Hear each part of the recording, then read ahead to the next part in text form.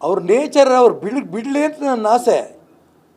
ಅವ್ರು ಕೇಂದ್ರದ ನಾಯಕರಾಗಿ ಕೇಂದ್ರದಲ್ಲಿ ಇನ್ಫ್ಲೂಯೆನ್ಸ್ ಮಾಡಿ ಅವ್ರ ಮಗನ MP ಮಾಡ್ತಾರೆ.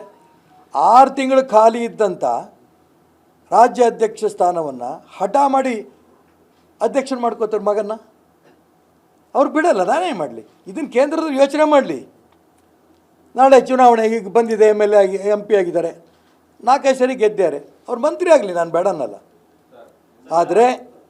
ಆದರೆ ಪ್ರಶ್ನೆ ಏನಿರೋದು, ಒಂದೇ ಕುಟುಂಬಕ್ಕೆಲ್ಲನಾ? ಅದು ನಂದೊಂದೇ ಪ್ರಶ್ನೆ ಇಲ್ಲ, ಇಡೀ ಕರ್ನಾಟಕ ರಾಜ್ಯದ ಪಕ್ಷದ ಎಲ್ಲ ಕಾರ್ಯಕರ್ತರದ್ದು ಹಿತೈಷಿಗಳದ್ದು ಪ್ರಶ್ನೆ ಇದು. ಆದರೆ ಅವ್ರದ್ದು ಅದೇ ಪರಿಸ್ಥಿತಿ ಆಗೋದು. ಏನು JDSನವರು 2 ಸೀಟ್ ಗೆದ್ದೇ ಬಿಟ್ರಲ್ಲ, ಆ ಪರಿಸ್ಥಿತಿ ಅವ್ರಿಗೂ ಆಗ್ತಿರ್ಲಿಲ್ಲ. ಇಬ್ರಿಗೂ ಅನುಕೂಲ ಆಗಿದೆ. ಬರೋಂಥ ವಿಧಾನಸಭೆ ಚುನಾವಣೆ ನಾವು ಹಿಡಿಬೇಕಾದ್ರೆ ಲಿಂಗಾಯತರು, ಒಕ್ಕಲಿಗರು, ದಲಿತರು, ಹಿಂದುಳಿದವರು ಎಲ್ಲರೂ ಒಟ್ಟಾದರೆ ಮಾತ್ರ ಇದು ಅನುಕೂಲ ಆಗುತ್ತೆ. ಯಾಕಂದರೆ ಹಿಂದೆ ನೀವು ಗಮನಿಸಿ, ಇಷ್ಟು ವರ್ಷ ನಾವು ರಾಜ್ಯದಲ್ಲಿ ಆಡಳಿತ ನಡೆಸಿದ್ದೀವಿ, ಪೂರ್ಣ ಬಹುಮತ ಒಮ್ಮೆನೂ ನಮಗೆ ಬಂದಿಲ್ಲ. ಯಾಕೆ ಕಾರಣ? ಹಿಂದುಳಿದವ್ರಿಗೆ, ದಲಿತರಿಗೆ ಯಾವ ಸ್ಥಾನಮಾನಗಳು ಕೊಡಬೇಕು, ಕೊಡೋಕ್ಕಾಗಿಲ್ಲ. ನನಗೆ ಭಾರತೀಯ ಜನತಾ ಪಾರ್ಟಿ ಏನೂ ಅನ್ಯಾಯ ಮಾಡಿಲ್ಲ. ನಾನು 10 ಬಾರಿ ಹೇಳಿದ್ದೀನಿ, ನನ್ನ ತಾಯಿ ಒಂದು ಅಡಿಕೆ ಮಂಡಿನಲ್ಲಿ ಕೂಲಿ ಮಾಡ್ತಾಯಿದ್ದರು, MLA ಮಾಡಿ, ಅನೇಕ ಇಲಾಖೆ ಮಂತ್ರಿ ಮಾಡಿ, ಉಪಮುಖ್ಯಮಂತ್ರಿ ತನಕ ತೊಗೊಂಡೋಗಿದ್ದಾರೆ. 35 ವರ್ಷ ಈ ಪಕ್ಷದಲ್ಲಿ ಕೆಲಸ ಮಾಡಿದ್ದೀನಿ. ನಾನು ಅದಕ್ಕೋಸ್ಕರ ಹೇಳ್ತಾ ಇದ್ದೀನಿ, ನನ್ನ ಕಣ್ಣೆದುರಿಗೆ ಈ ಪಕ್ಷ 66ಕ್ಕೆ ಇಳೀತು, ನನ್ನ ಕಣ್ಣೆದುರಿಗೆ 25 ಸ್ಥಾನದಿಂದ 17ಕ್ಕೆ ಇಳೀತು. ಹೇಳ್ಕೊತಿದ್ದಾರೆ ಯಡಿಯೂರಪ್ಪನವರು ಮತ್ತು ವಿಜೇಂದ್ರ ಅವರು.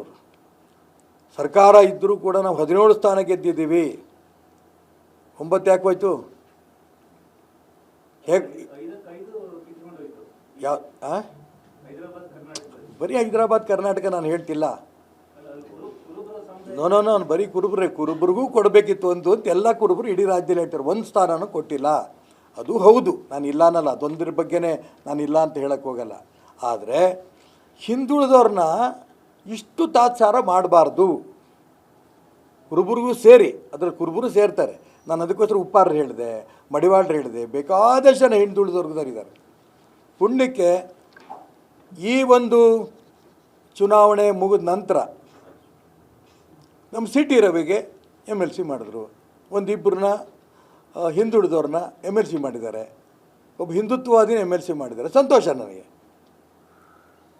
ವಿರೋಧ ಪಕ್ಷ ನಾಯಕ ಆದರೂ ಕೂಡ CT ರವಿ ತುಂಬ ಸಂತೋಷ. ಯಾಕೆ ಅಂತಂದರೆ ಈ ಒಂದು ಕಾಂಗ್ರೆಸ್ಸಿನ ಪರಿಸ್ಥಿತಿಗಳ ಬಗ್ಗೆ ಎದುರಿಸೋಂಥ ಶಕ್ತಿ ಒಬ್ಬ ಹಿಂದುತ್ವವಾದಿ ನಾಯಕ CT ರವಿ ಆಗ್ತಾರೆ. ಅವರು ವಿರೋಧ ಪಕ್ಷ ನಾಯಕ ಆಗಲಿ ವಿಧಾನ ಪರಿಷತ್ತಲ್ಲಿ ನನ್ನ ಆಸೆ.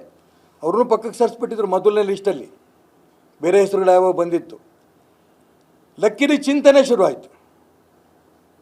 ಇದು ನಾನು ಇದಕ್ಕೆ ಇಂಡಿಪೆಂಡೆಂಟಾಗಿ ನಿಂತಿದ್ದಕ್ಕೆ ಶುರುವಾಯಿತೋ ಇಲ್ಲೋ ನನಗೆ ಗೊತ್ತಿಲ್ಲ, ನಂಗೆ ಸೊಕ್ಕಿಲ್ಲ. ಅದು ಭಾರತೀಯ ಜನತಾ ಪಾರ್ಟಿ ಒಬ್ಬ ಹಿಂದುತ್ವವಾದಿಗೆ ಅವಕಾಶ ಕೊಟ್ಟರು, ಒಂದಿಬ್ಬರು ಮೈನರ್ ಕಮ್ಯುನಿಟಿಗೆ ಅವಕಾಶ ಕೊಟ್ಟರು. ಇದು ನಂಗೆ ಸಮಾಧಾನ.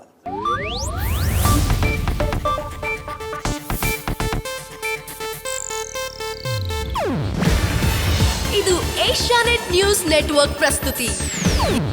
ನೀವು ನೋಡ್ತಿದ್ದೀರಾ ಏಷ್ಯಾನೆಟ್ ಸುವರ್ಣ ನ್ಯೂಸ್.